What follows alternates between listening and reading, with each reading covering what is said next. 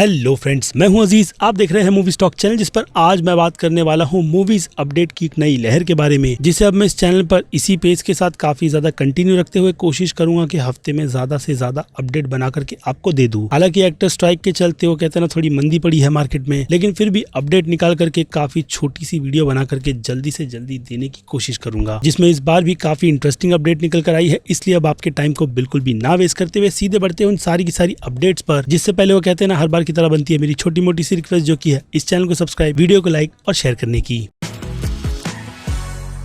खैर, तो शुरुआत ही की जाए सबसे बड़ी बुरी न्यूज के बारे में, तो ये न्यूज है जोनाथन मेजर से रिलेटेड, जिनके करियर की वो कहते हैं ना कि गाड़ी काफी राइट ऑन ट्रैक चल रही थी, लेकिन फिर एक एलिगेशन ने कैसे उनके करियर की बैंड बजा दी, ये बात आपको भी पता है और हाँ, मुझे भी। जिन सब में मैं भी सच का ही साथ दूंगा, लेकिन देखा जाए तो जोनाथन मेजर की सिचुएशन जितनी ज्यादा बुरी होती चली जा रही थी, खास करके उनकी पूरी पीआर टीम को उनको छोड़ना और कई सारे प्रोजेक्ट से उन्हें निकाल देना, जो कि यही सारी चीजों का इशारा कर रही थी कि कहीं ना कहीं उनके करियर की सच में बैंड बजने वाली है। लेकिन फिर कई सारे एविडेंस और दूसरे पक्ष से लेकर के उनकी दलीलें भी जो छोटी मोटी सुनी गई थी, उसमें हमें काफी सारी इन्फॉर्मेशन मिली थी, जिसके बाद कुछ रूमर के अकॉर्डिंग कहा यह भी जाता है कि कोर्ट केसेस में चल रहे कई सारे एविडेंस को खुद जोनाथन मेजर की टीम ने लीक किया है। अब ये कौन सी टीम है वो मुझे नहीं पता, लेकिन खैर, इसके चलते लोगों के पास उनकी उसी रात की रेस्टोरेंट की फुटेजेस भी निकल कर आई थी, जिसमें वो अपनी एक्स के साथ जिस जगह पर गए थे या फिर कहूँ रेस्टोरेंट में, तो उसके बाद बाहर की सिचुएशन में चीजें कुछ अलग ही नजर आ रही थी, जहाँ पे जोनाथन मेजर पूरी तरीके से मिसिंग या फिर कहूँ अपनी एक्स से अपनी दूरी बना करके चल रहे थे, जिसकी बाकी की सिचुएशन में उनके जिस हाथ पर मारने की बात की गई थी वो तो फिलहाल ठीक दिखता है। और फिर क्या था,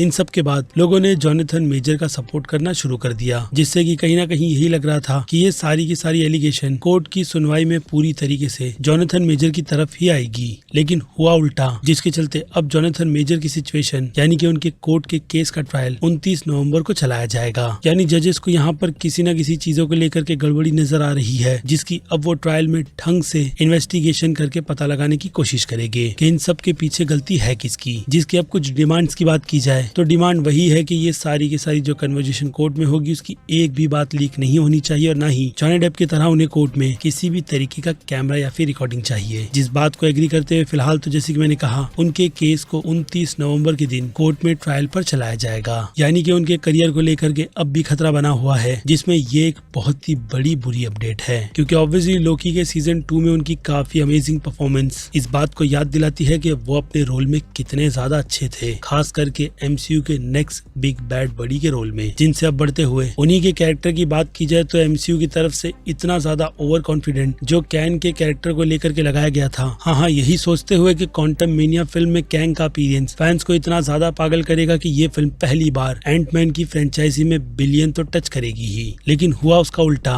और इसका इम्पैक्ट जितना ज्यादा बुरा निकल कर आया, एमसीयू ने ये बात कभी भी नहीं सोची थी कि मार्वल्स के खुद के फैंस उनके साथ इतना बड़ा धोखा करेंगे, वो भी इस फिल्म को बॉक्स ऑफिस पर अच्छे नंबर ना दिला करके। जिसके बाद फिर क्या था, एमसीयू में सारी की सारी स्ट्रेटेजी बदली हुई है, जिसका अगेन एक पूरे डिटेल का वीडियो अभी भी पेंडिंग है, जो मैं जल्द से जल्द बना करके आपको देने की कोशिश करूंगा। क्योंकि इससे हटकर दूसरी अपडेट की बात की जाए तो ये अपडेट अमेजॉन और एमजीएम स्टूडियो की है, जिनके इस टाइप ने स्मैर्टन जैसी सिल्वेस्टर स्टेलोन की ठीक ठाक सी बनाई गई सुपर हीरो की फिल्म दी थी। लेकिन हाँ, सिल्वेस्टर स्टेलोन के नाम पर इस फिल्म ने अमेजॉन को बहुत ही ज्यादा प्रॉफिट दिया है, इसलिए प्राइम के लिए फिर से एमजीएम वालों को परमिशन इसके सीक्वल को बनाने की दे दी गई है, जो कि हाँ एक ऑफिशियल अपडेट है, जिसमें अब मैं दिल से चाहूंगा कि वो लोग बिल्कुल ही अलग टेक के साथ इस यूनिवर्स को और भी काफी ज्यादा एक्सप्लोर करे। बाकी बात रही डायरेक्टर जूलियस एरवी की, तो उनका तो पता नहीं कि वो इस प्रोजेक्ट के साथ फिर से वापस जुड़ना भी चाहेगी या नहीं, क्योंकि अगर आपको याद नहीं तो याद दिला दूं कि अप्रैल के मंथ में वैन हेल्सिंग के रिबूट को लेकर के जो अपडेट निकल कर आई थी, तो डायरेक्टर की चेयर पर उन्हीं का नाम लिखा गया था। जिस बात में कितनी सच्चाई है वो कहते हैं ना, वो तो आने वाला वक्त ही बताएगा। लेकिन हाँ, ये भी एक छोटा सा अपडेट है वैन हेल्सिंग के रिबूट से रिलेटेड, जिस पर आपकी राय कमेंट सेक्शन में मिले तो ज्यादा बेटर रहेगा। और फिर इससे हटकर बात की जाए डैनियल रेडक्लिफ की, यानी कि हमारे हैरी पॉटर की, तो वो डेविड होम्स के साथ मिलकर उन्हीं की डॉक्यूमेंट्री को प्रोड्यूस कर रहे हैं, जिनके बारे में अगर आपको नहीं पता तो थोड़ी सी डिटेल देकर के मैं आपको ये बताऊंगा कि डेविड वो शख्स है जो डैनियल रेडक्लिफ के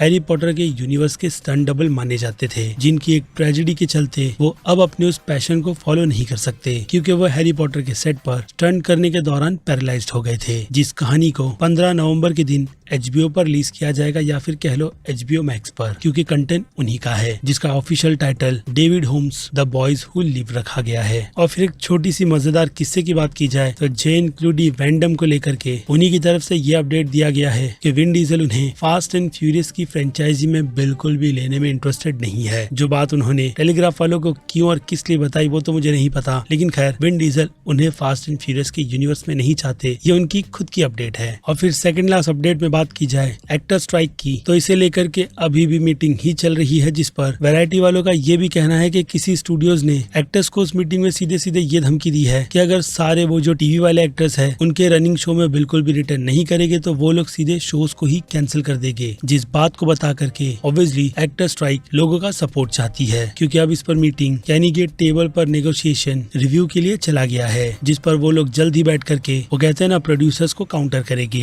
जिसमें हम सारे के सारे फैंस बस यही चाहते हैं कि ये स्ट्राइक जल्द से जल्द खत्म हो और हमें फिल्मों की अपडेट और अच्छे से अच्छे कंटेंट की फिल्म जल्द से जल्द देखने के लिए मिले। और फिर इसके बाद आ जाए सीधे आखिरी अपडेट वर्ल्ड वॉर Z पर, तो इसे लेकर के वो कहते हैं ना डेविड फिंचर ने खुद कई सारी ऐसी अपडेट दे दी है जिससे कि हम फैंस का दिल पूरी तरीके से चकनाचूर हो गया है। लेकिन खैर उनकी यहाँ पर तारीफ में जो शब्द निकल कर आया है वो है लास्ट ऑफ अस जैसी सीरीज के लिए, जिससे उन्होंने खुद की फिल्म के सीक्वल की सिमिलरिटी बहुत ही ज्यादा है ये बताई है। यानी वो सीरीज जितनी ज्यादा रियलिटी और उस पूरे वर्ल्ड बिल्डिंग को फोकस करते हुए एक अच्छे स्टोरी आर्क को देती है, तो वहीं उसका गेम काफी टेंस भरे मोमेंट को खिला करके ये बता देता है कि द लास्ट ऑफ अस का गेम स्टोरी के साथ साथ खेलने में कितना ज्यादा परफेक्ट है। लेकिन खैर सीरीज की बात ही अलग थी, जिस पर जैसे कि मैंने कहा डेविड फिंचर ने उस आइडियाज को गेम के चलते कैंसिल किया था और अब सीरीज उसकी एक परफेक्ट एडेप्टेशन के साथ उन्हीं के सीक्वल के विजन को आगे बढ़ा रही है, वो भी पूरी रियलिटी का टच देकर। जो बात सुनकर फिर से कहूंगा थोड़ा दुख तो होता ही है, लेकिन खैर आपकी क्या राय बनती है इन सारी की सारी अपडेट को लेकर वो चीज आप मुझे कमेंट में लिखकर बताइएगा, क्योंकि वक्त है मेरी तरफ से इस वीडियो को पूरी तरीके से दी एंड करने का। बाकी मैं हूं अजीज, मूवी स्टॉक चैनल, जिस पर मैंने अपडेट का काम छोटी सी वीडियोस ही सही ऐसी लेंथ के साथ बनाना शुरू कर दिया है। मिलूंगा जल्द ही ऐसी ही अपडेट्स के साथ, प्रॉमिस करता हूं। Till then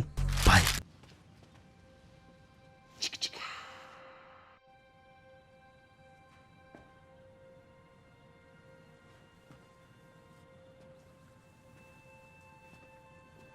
You're still here. It's over. Go home.